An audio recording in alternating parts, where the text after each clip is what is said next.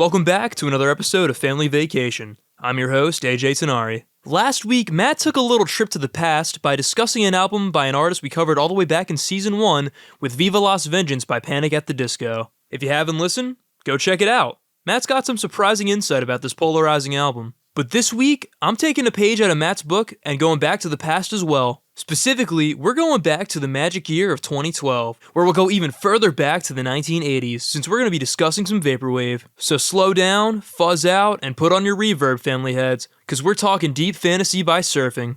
Deep Fantasy was released April 3rd, 2012 on Airline Tapes, and it is the debut album of Australian electronic duo Surfing. Surfing formed in 2011, and it's comprised of Penny Van Hazelberg and Leroy Honeycomb, who came together out of a desire for creative freedom and to create art that represents them both as individuals and an entity. And that description was taken from their official store website. Now, we've touched on vaporwave before, way back in Season 1 with our episode covering Floral Shop, so I think we're long overdue for another foray into this unique genre. And Deep Fantasy is a great choice to dive back in, since it's often highly regarded within the vaporwave and chillwave communities. And it's very easy to see why. Like most albums in these genres, the atmosphere is just immaculate, feeling very hazy, intimate, and most importantly, nostalgic. All these tracks are caked in a familiar warmth that evoke distant memories, both good and bad. Now, this atmosphere is of course achieved through Surfing's use of samples and their production. The samples on Deep Fantasy are taken from classic plunderphonic genres like 80s jazz, funk, yacht rock, and muzak,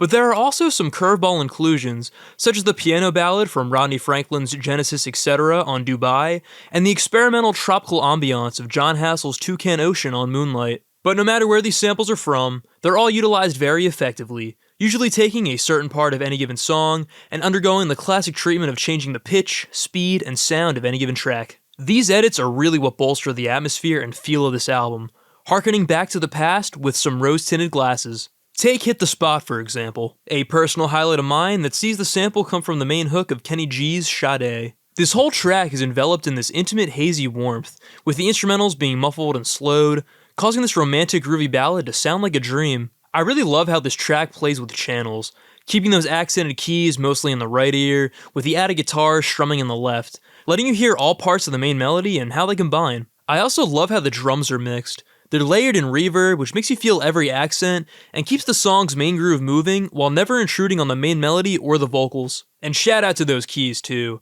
They sound so ethereal and calming, really selling the feeling of intimacy this song portrays. Another highlight is End of the Night, which is a very soothing, bubbly track sampled from Tailwind by Cindy Horseman and Friends. As the title suggests, this track really embodies the feeling of nighttime, sounding like the twinkling, satisfying close to an eventful night on the town. There's this chiptune synth that adds some nice accented highlights to the more elegant, shimmering keys of the track's main melody, as well as the grooving bass lines which go very hard. The use of percussion is also really well done, mostly relying on bongos and congas, which when reverbed, really make every beat pop, especially when combined with the artificial 16th note hi-hats that drive the song. And I can't forget how the vocals seamlessly transition into the brilliant sax melody that leads this song to a close. The production of this album really gets you lost in the intoxicating atmosphere Deep Fantasy exudes. However, there is another element that when combined with the samples and production really takes this album to the next level. What makes this project really stand out are Surfing's additional instrumentals and vocals that are intertwined with the samples. The duo are able to take the foundations of tracks like Sade by Kenny G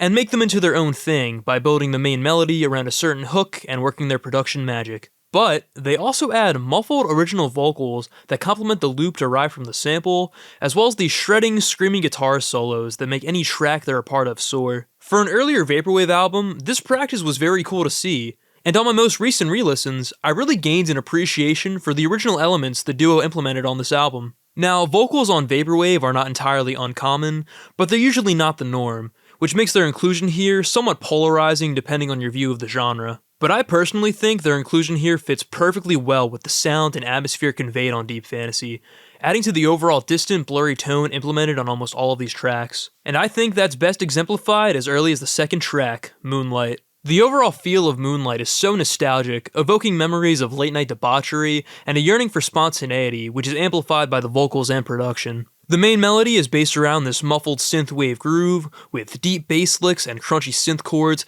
complemented by these wailing guitars that make this song the ideal soundtrack for a late-night drive. And when combined with the distant vocals repeating "stepping out of the moonlight," it takes the vibe of this track to the next level. Moonlight really captures the idea of this album from the get-go, showing off the duo's mixing and sampling prowess, combined with their creativity and how they add on to make these samples their own. I believe the main melody of Moonlight was composed by the duo, with the only use of sampling being saved for the end, with John Hassel's Toucan Ocean being used as a come-down from the rest of the song. But if this isn't the case, feel free to let me know, because I couldn't find a source for the main melody. But regardless, Moonlight perfectly captures the dichotomy of the duo's talent behind the boards and behind the mic. Other highlights of this balancing act go to Sky High and Lifetime. Sky High is sampled from Rodney Franklin's cover of Sailing by Christopher Cross, so this track has a lot of layers of borrowing influences. But once again, Sky High invokes the feeling of the title, with the main piano melody feeling like you're flying, with those slow twinkling keys and spacey synths. What really makes this track soar though,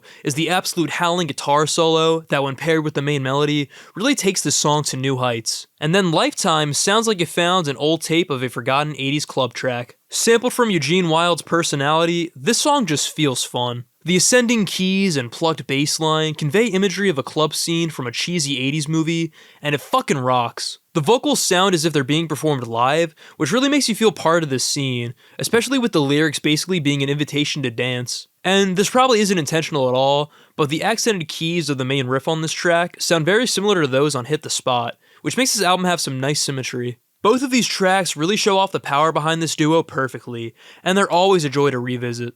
However, with all this joy does come some concern, as there are a couple of drawbacks on this album, but they're very minor. I praise the duo's skills behind the board when it came to sampling and producing, because when it works well, it works extremely well. But there are some tracks that don't really compare on that front, especially when put next to others like Moonlight or Hit the Spot. Your Touch is initially a pretty solid track, with its sample being derived from the main synth riff of Guilty by Yarbrough and Peoples. The sample is extremely slowed down, allowing the snare hits to really hit hard and resonate, and the synths to sound very crunchy and fat. And this instrumental combined with the echoing vocals all combine to create a really cool soundscape, but it doesn't really do too much else to justify the 5-minute runtime. There's a little chiptune synth that comes in as the vocals wail in the left channel towards the end, but that's not really enough to spice things up, and it comes at a time when the main sample is already a little exhausting. Then Senegal is a fine enough track, changing things up with these 8-bit synths and really deep groovy bass lines, but the vocal performance is probably the weakest on the album,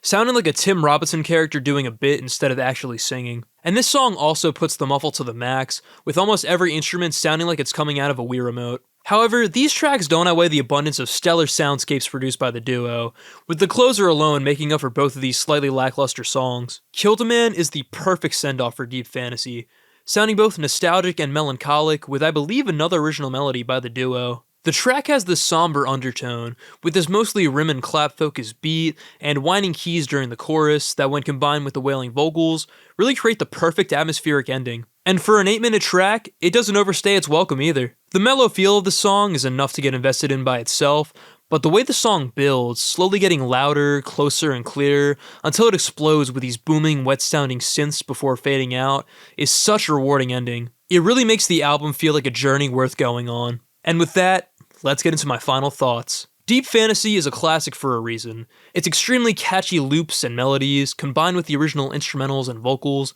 create an intoxicating atmosphere that is so easy to get invested in. In 38 minutes, Surfing are able to portray the feeling of recalling distant memories in ways that are nostalgic, cathartic, and just plain mesmerizing. My only critique is aimed at some of the sampling not being used to its fullest extent, but with that said, the highs certainly outweigh the lows. So, I'm going to give Deep Fantasy an A-. It's definitely worth the listen. That'll do it for this week's episode of Family Vacation. Have you listened to Deep Fantasy? What'd you think? Feel free to let us know. Also, feel free to let us know what vaporwave albums are your favorite. As always, I'm your host AJ Tenari. Thank you so much for listening and for your constant love and support. And Matt, we'll see you next week.